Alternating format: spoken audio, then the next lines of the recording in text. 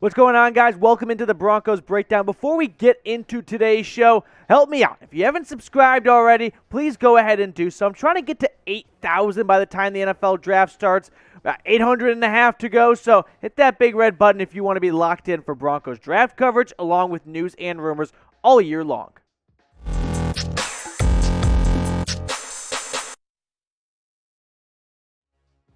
Welcome into the Broncos Breakdown by Chat Sports. Coming up on today's show, is there going to be a Russell Wilson contract extension anytime soon, or are we in a holding pattern for that? We got some interesting quotes from new GM George Paton. Also, the Broncos eyeing tight end Trey McBride, the local Colorado guy, went to Colorado State up in Fort Collins, and then we'll wrap up the show by kind of roasting my own mock draft yesterday. You guys said, hey, where's the running back pick? Well, we've got some draft targets in today's show. First things first, though, is a Russell Wilson contract extension on hold.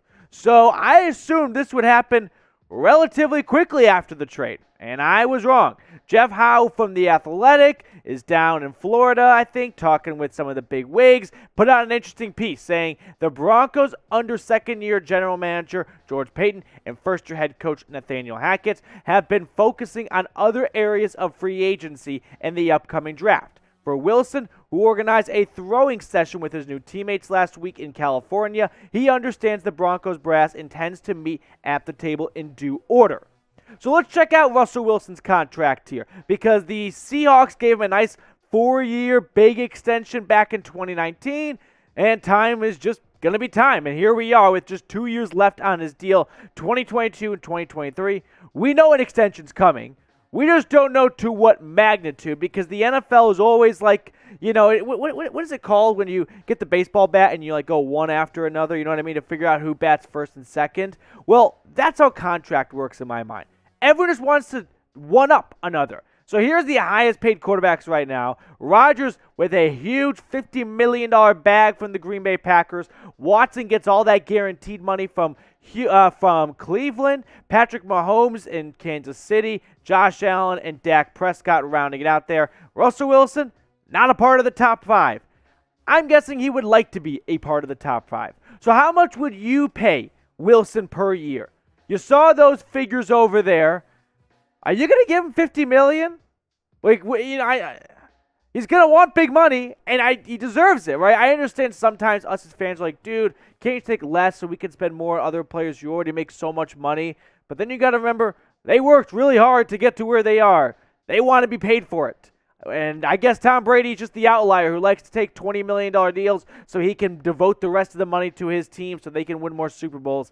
Not saying everyone's got to play that way, but let me know how much you would pay him down below in the comment section. Next up on the show are the Broncos checking out Trey McBride. So Luke Patterson, I think I got that last name right, over at Mile High Huddle, put out a very nice article about the Broncos going to Trey McBride's pro day, and they sent a couple scouts along with pretty much every other NFL team, because that's what NFL scouts do. This is their job.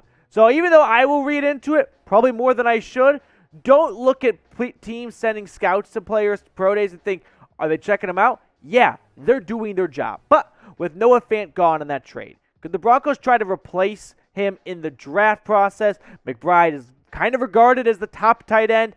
I don't think he goes round 1 or even the top half for round 2, but maybe a late round 2, early round 3, because what he did last season for the Rams in the Mountain West, north of 1,000 yards, more no tight end had more yards than him, receptions, average at 12.5, just 1 touchdown. But honestly, grading tight ends in college is super difficult because college style these days is not favorable to tight ends. Pros is.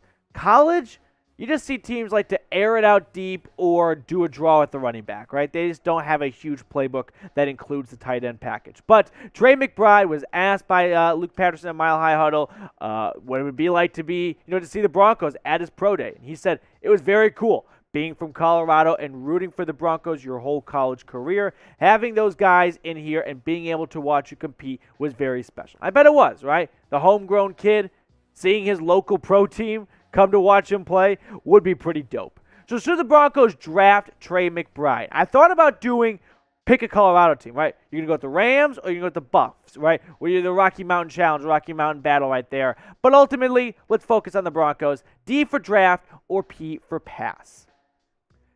Let's move on to you a little bit here because the Broncos going to be adding more running backs. So currently just Javonte Williams and Mike Boone are a part of the stable back here. I saw Hackett say he wants a stable of a running back committee, and I may have forgotten to include that running back position in my mock draft I put out yesterday. You can go watch it. It's a part of the challenge, like the last video up here. And I got roasted. And I deservingly should get roasted because that was a bit of a miss on my end. In fact, here's my mock draft in case you missed it. I won't read through all the picks, but it's right there. And there's one position missing, and that's running back. And I get when you have Williams last year, it may not be the most apparent need. But if Williams, like someone commented, goes down in training camp, I, for one, am not confident in Mike Boone being the running back one for the entire season. So here are some day 3 running back targets because I don't think Denver should address this in the first day, meaning their second or their third round picks. Honestly, I wouldn't even do it in their 4th round picks, but maybe 5 or 6, into 7. Here are some guys that are going to be around then. Hassan Haskins, very elusive back. 20 touchdowns for the Wolverines last year. James Cook, yeah, looks like Dalvin Cook because that's Dalvin Cook's brother. That's a good back right there. Brian Robinson, I think he's very good. I just don't think he was as good as other Alabama running backs, so you kind of forgot about him a little bit. Eric Gray out of Oklahoma, he is just a very versatile back. He can do a little bit of everything. He can catch, he can block. He not block so well. He can run like running back should be able to. And then Tyler Batty is on this list because I think his last name is super cool. Batty is a baddie. So is it Beatty? Oh my God. Oh my God, it's Tyler Beatty. Okay, well, he's a baddie in my eyes. So producer Marsh saying I'm an idiot. And yeah, I'm going to get roasted for this now. So there are 5 running back draft targets right there. Let's end this show on a bit of a nice note and not a baddie note. Who is your favorite Broncos running back all time, but you can't say Terrell Davis? Too easy. Let me know who your favorite is. I'm going to give you mine. It's a bit of a cop-out, but take this time to go down in the comment section. Let me know who it is below. Hopefully, for me, it's Javonte Williams one day. I thought about Noshawn Moreno or C.J. Anderson, more of, my generation, more recent. But I love Williams. I love the pick last year. I love what we saw out of him last year. I mean, remember last season when Melvin Gordon was hurt? I think it was a hip injury in that Sunday Night Football disaster against the Chiefs. And Williams just was a breakout star. Would be pretty dope to see him be the next big thing for Denver in the backfield. Finally, if you haven't subscribed, I don't know what you're waiting for. Help us reach 8,000 subs because I don't have like a thread or anything, but we have a lot of channels here at Chat Sports. And basically, the more subs you get, the more studio time you get. So if you want more Broncos videos, subscribe. Or if you just want the Raiders channel to get less content because you can't stand the Raiders actually thinking they are a legitimate team and that fraudulent fan base that is just okay, soapbox here. Raiders fans literally think they have to be their mascot. Like, I don't run around going, "Ooh," like a freaking horse. Raiders fans think they're Raiders. Who does that? Like Marshall, producer, Giants, he doesn't think he's 12 feet tall. What is with the Raiders thinking we got to be Raiders? You don't have to do that. Like, no one in Detroit is a Lion. It's only that one fan base. I swear. It's just them that's like, oh, we have to be a Raider? No, you don't. It's a mascot.